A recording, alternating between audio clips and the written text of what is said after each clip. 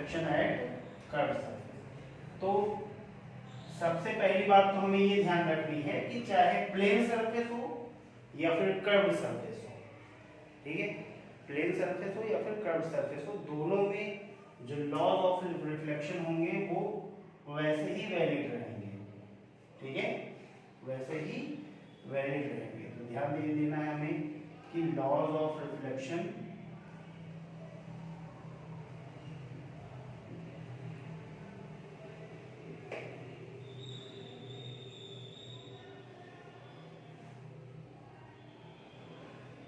is valid on these surfaces also, ठीक है। ये कभी मत दिमाग में रखना कि इस पे नहीं वैलिड होगा, यानी अगर हमने कह दिया कि नॉर्मल सा कोई प्लेन सरफेस होता, ऐसा ये प्लेन सरफेस है, इस पे लॉज क्या कहते हैं, इस पे कहते हैं कि अगर कोई इंसिडेंट रे आई और यहाँ पे टकराई तो नॉर्मल से जितना एंगल बनाएगी, रिफ्लेक्ट होने के बाद वो रे उतना ही एंगल बनाएगी, यानी angle of incidence equals to angle of reflection. ये तो फर्स्ट लॉ था। सेकंड लॉ क्या था बच्चा कि रिफ्लेक्टेड रे, इंसिडेंट रे और normal at the point of incidence will be in the same plane, मतलब अगर ऐसे आ गई तो ऐसे जाएगी, अगर ऐसे गई तो फिर ऐसे जाएगी, ठीक है। अगर मान लो ये वाला प्लेन लिया आपने तो इस वाले प्लेन में आएगी वाई जेड या एक्स जेड कह लो आप, ठीक है। अगर वाई जेड में लिया तो फिर वाई जेड में जाएगी, ठीक। अच्छा, यहाँ पे अगर कोई कर्व सरफेस होता है इसकी जगह पे, ठीक है, सपोज दैट ये है सरफेस, ऐसा कुछ कर्व हो गया ना ये, अब इसकी इक्वेशन कुछ भी हो सकती है, जैसा होता है हम जानते हैं क्वाड्रेटिक इक्वेशन बनता है, कोई भी सरफेस जो 2 डायमेंशनल होती है उसके लिए क्वाड्रेटिक इक्वेशन बनता है ax square plus bx plus by square plus 2cx plus 2dy plus 2exy, ऐसे चलता है, प्लस c इक्वल्स टू 0, यही होता है। बोलो, अब उसी में अगर a b क्या हो जाए, इक्वल टू 1 हो जाए और जो e हो जाए वो 0 हो जाए तो हम कहेंगे ये सर्कल बन गया। क्या बन गया? सर्कल बन गया। उसी में ऐसे कंडीशंस होती रहती हैं कि a और b अगर इक्वल अनइक्वल रहे तो इलिप्स हो जाता है, x y का अगर कोफिशिएंट 0 हो जाए तो, ठीक है।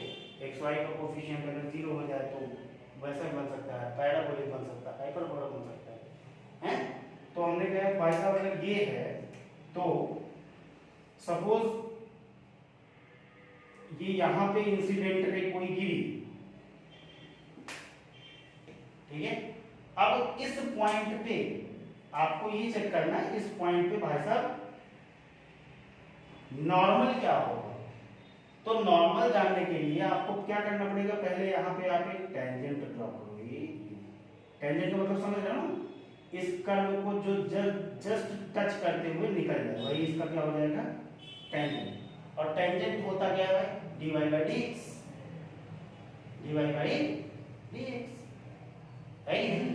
अगर ये समथिंग मान लो y is equals to fx वाली इक्वेशन है तो ये टेंजेंट की इक्वेशन क्या हो जाएगी, f dash x है dy by dx, इससे रिप्रेजेंट हो। अब इसके परपेंडिकुलर खींचो, टेंजेंट के परपेंडिकुलर, टेंजेंट का जो परपेंडिकुलर होता है भाई साहब किसी भी पॉइंट पे, वही क्या होता है अपना नॉर्मल। अब यही नॉर्मल हो गया, ये क्या हो गया अपना नॉर्मल, ठीक है। अब यहाँ पे ध्यान देना है, ये नॉर्मल हो गया और ये क्या हो गया, ये हो गया पॉइंट ऑफ इंसिडेंस। अब नॉर्मल से जितने एंगल पे लाइट आई है कर्व सरफेस पे, रिफ्लेक्ट होने के बाद नॉर्मल से उतने ही एंगल पे वापस जाएगी। इसमें कोई दो राय नहीं है, angle i is equals to angle इसलिए मैंने कहा कि दो जो लॉज होते हैं रिफ्लेक्शन के वो इक्वली वैलिड होंगे for the plane surface as well as for the curve surface. ठीक है, यानी कर्व सरफेस के लिए ऐसा नहीं कि वो लॉ वैलिड नहीं होगा, वो वैलिड होगा भाई। ठीक है, अब हमें ये चालाकी से देखना है कि जो अपने को नॉर्मल देखना है, नॉर्मल हम कैसे निकालेंगे, जिस पॉइंट पे इंसिडेंट हो रही होगी, ठीक है, उस पॉइंट पे पहले आप ड्रॉ करो क्या है, टेंजेंट। टेंजेंट ड्रॉ हो जाएगा। टेंजेंट का मतलब वो जस्ट उसी पॉइंट को टच करते हुए लाइन निकल जाए, स्ट्रेट लाइन। अब उस स्ट्रेट लाइन से 90 डिग्री पे एक लाइन खींच दो, तो यही इसके क्या हो गया, नॉर्मल हो गया। आएगा समझ में? अब ये इसके लिए क्या हो गया, नॉर्मल। मतलब इस पॉइंट पे इससे जितना एंगल बनाते हुए आएगी लाइट उतने ही एंगल पे जाएगी। नोट कर। फॉर एग्जाम्पल अभी देखो इधर देखो।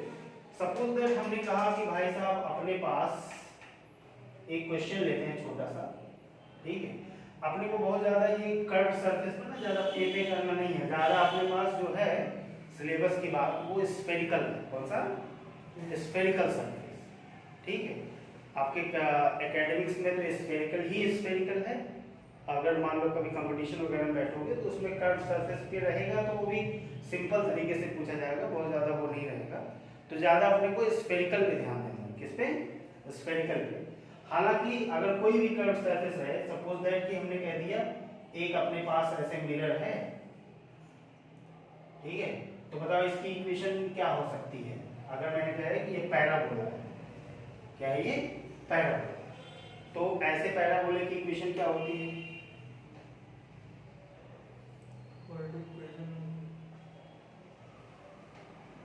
क्या इक्वेशन होती है इसकी?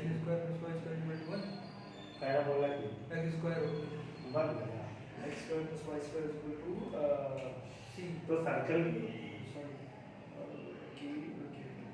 y square is equal to a। ये सही है। देखो x कभी भी नेगेटिव हो रहा है, x नेगेटिव, y पॉजिटिव और नेगेटिव दोनों हो सकता है। ठीक है, तो इसका क्या हो जाएगा, अपना जो पैराबोलिक इक्वेशन है वो इस टाइप की है। x equal to y square. हाँ, x equals to 4ay square कह लो, या y square is equals to 4ax type का, या 4x ही ले लो, y square is equals to 4x। यही इसकी इक्वेशन है। ये क्या है? इसकी इक्वेशन है। किसकी इक्वेशन है? मिरर। और ये मिरर क्या है? अंदर से ऐसे पॉलिश्ड। एक्चुअली ये पैराबोलॉइडल सरफेस होगा। कैसा सरफेस होगा? पैराबोलॉइडल। लेकिन अगर हम इसके कर्व्ड सरफेस की बात करें, एक लाइन खींचे जस्ट इमेजिनरी, तो वो कैसा होगी? वो पैराबोलिक होगी। कैसी होगी? पैराबोलिक। ठीक है, हालांकि 2D में कोई पॉसिबल है क्या? 2D में पॉसिबल नहीं, 3D में। तो हमने क्या लिया, अभी एक इमेजिनरी कोई लाइन ली होगी, उस पे हमने कह दिया भाई साहब उसकी इक्वेशन क्या है, y square is equals to 4x, और इसको अंदर से हमने कर दिया है पॉलिश। अब इसमें बात क्या है, ये यहां पे आई ऐसे पैरेलल टू x एक्सिस, जो रे गिरी है इंसिडेंट रे वो पैरेलल टू x एक्सिस गिरी है। कैसे गिरी है? Parallel to x axis. और फिर रिफ्लेक्ट होने के बाद ये नॉर्मली ऐसे चलेगी। ये इंसिडेंट रे है और ये क्या है? Reflected ray. नॉर्मली चलेगी। ठीक है, आपको बताना है इस पॉइंट का, इंसिडेंट पॉइंट का कोऑर्डिनेट क्या होगा। लिखो, क्वेश्चन लिखो।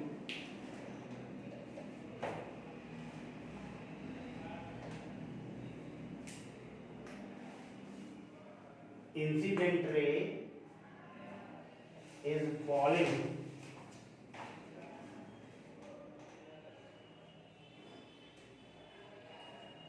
on the parabolic surface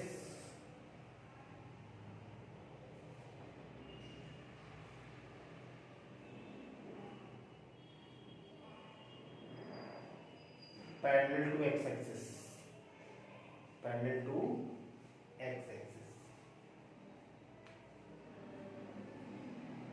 and after reflection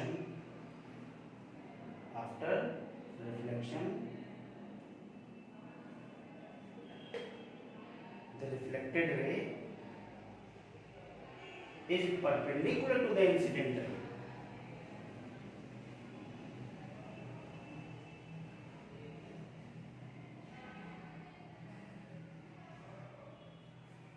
Perpendicular to the incident ray.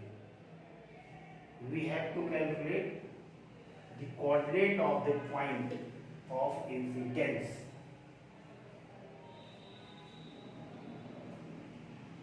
Coordinate of point of incidence.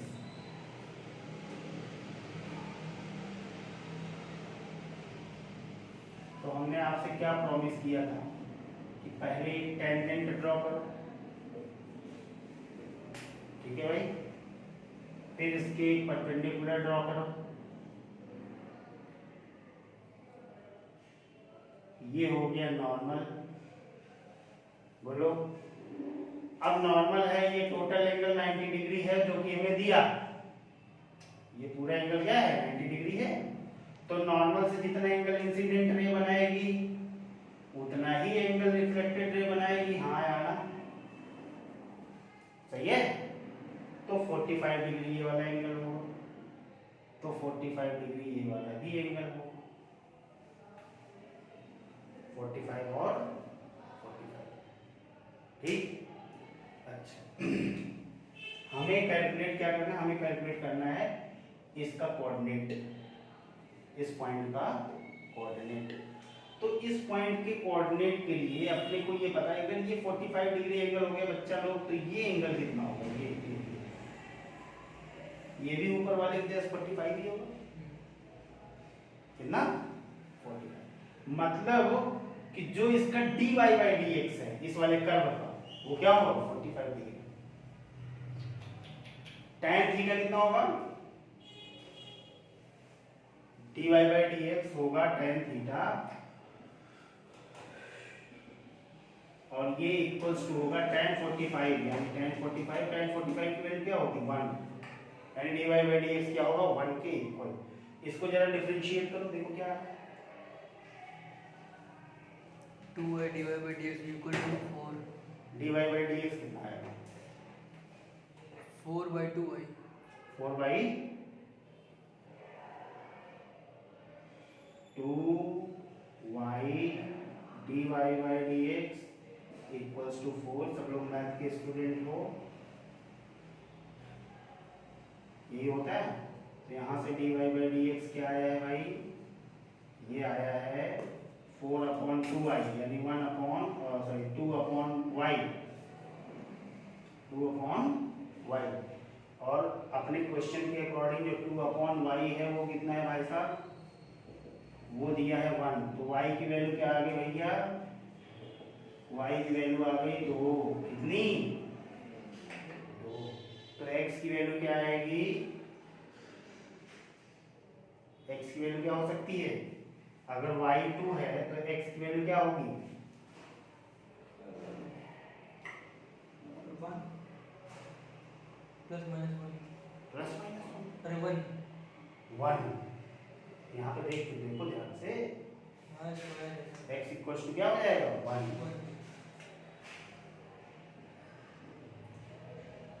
तो इसका कोऑर्डिनेट क्या आया भाई साहब, इसका कोऑर्डिनेट आया 1,2, 1, ठीक है। कोई दिक्कत, कोई परेशानी किसी प्रकार की? हाँ हाँ बोलो बोलो। ये मान लीजिए पॉइंट कहीं और थोड़ी दूर पे रहता है, कौन सा, कोई भी कहीं भी रहे उससे कोई मतलब नहीं। क्वेश्चन आप देखो क्या कह रहा है, बस इतनी सी बात है, ठीक है। अभी तो मान लो ये कह रही नॉर्मल है, कभी कुछ और एंगल दे दे, 120 डिग्री बना दे, 60 डिग्री बना दे, वो तो उसी अकॉर्डिंग चेंज होता रहेगा ना, है कि नहीं। तो पॉइंट का जो कोऑर्डिनेट होगा वो भी उसी अकॉर्डिंग चेंज होता रहेगा, समझोगे और से बड़ी बात है। ठीक है, अब ये क्वेश्चन आपका ये छोटा मोटा सवाल ना समझो, ये नॉर्मल पेपर पूछा नहीं जा सकता। ठीक है, ये जब भी आएगा जब भी आपका जेई में आएगा वो भी एडवांस वाले। हाँ, एम्स में नहीं पूछा जाएगा। हाँ, ये ऐसे सवाल एडवांस में आएंगे। ठीक है, नोट करो।